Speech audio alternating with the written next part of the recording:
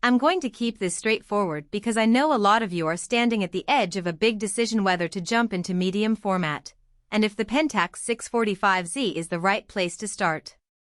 If you're still on the fence about spending a few thousand on a camera that promises huge files and a different workflow, you'll want to hear how it behaves day to day, not just what the spec sheet says. Link is in the description if you want to check the product details on Amazon. First off, the biggest hesitation I see with any medium format DSLR is the fear of buying a piece of equipment that feels like a professional toy you'll never really use. The 645z sits in a sweet spot. It's a full frame-sized sensor that actually delivers 51 plus megapixels, but it still runs like a DSLR you can hold for a few hours without a cramp.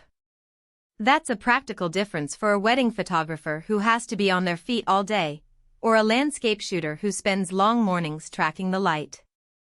The camera's 3 frames per second burst isn't sports car speed, but it's fast enough to catch a bride's veil flutter or a bird taking off at the moment you press the shutter. Let's talk about the everyday scenario most of us face. You're out on a shoot, the lighting changes from bright sun to a shaded alley, and you need the camera to adapt without you diving into menus. The 645z's real-time scene analysis, powered by an 86000 pixel sensor, actually maps the scene and adjusts exposure and white balance on the fly.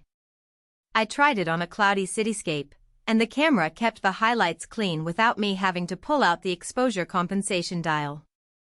It's not a magic button that makes every shot perfect, but it reduces the mental load when you're juggling composition, focus, and the story you want to tell. Autofocus confidence is another point that separates a hobbyist from a working creator.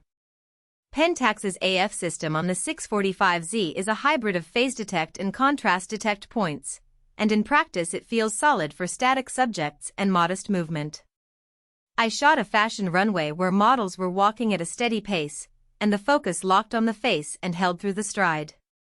In low light, however, you'll notice the AF hunting a bit more than a mirrorless system with a larger native ISO range. If you're primarily shooting in dim clubs or candlelit interiors, you'll probably need to rely on manual focus or focus peaking, which the Tiltable LCD makes much easier than a fixed screen.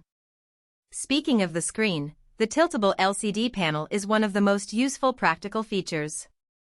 On a cramped indoor venue, I was able to flip the screen up and shoot from a low angle without crouching, and the live view stayed bright enough to see detail even at ISO 800. That flexibility matters when you're trying to frame a product shot on a table or get a low-angle perspective of architecture. The LCD is also where you'll spend most of your time adjusting settings, so it's good that the menu layout is relatively logical, no endless scrolling to get to ISO or white balance.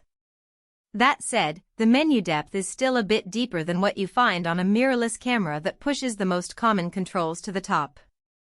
If you're used to a single-dial workflow, you'll spend a few minutes learning where the custom functions live, but once you map them to the C buttons, it becomes smooth. Battery confidence is a practical concern that rarely gets a headline, but it's real. The 645z uses a high-capacity lithium-ion pack that, according to the manufacturer, can handle a full day of shooting with a moderate number of frames. In my own test, I shot about 800 raw files on a single charge, swapping lenses a few times, and still had enough juice to keep shooting after a lunch break. For a photographer who can't afford to run out of power mid-event, that reliability is worth noting. Just remember you'll need a spare if you're doing back-to-back weddings. Now, the lens ecosystem. Pentax's 645 line has been around for a while, so you have access to a decent selection of primes and zooms designed for the medium format sensor. However, the lineup isn't as extensive as what you'll find for full-frame DSLRs or mirrorless systems, and many lenses are older designs that are relatively heavy. If you're already invested in Pentax lenses, the 645z will feel like a natural upgrade. If you're starting from scratch, expect to spend a bit more on quality glass, and you might end up buying a few lenses just to cover the basics: wide, standard, and portrait focal lengths. That upfront cost is something to factor in if you're budgeting for a complete system. Who should buy the Pentax 645z? If you're a serious hobbyist who wants the image quality edge of medium format without stepping into a studio-only camera, this is a solid entry point. It gives you the resolution to make large prints.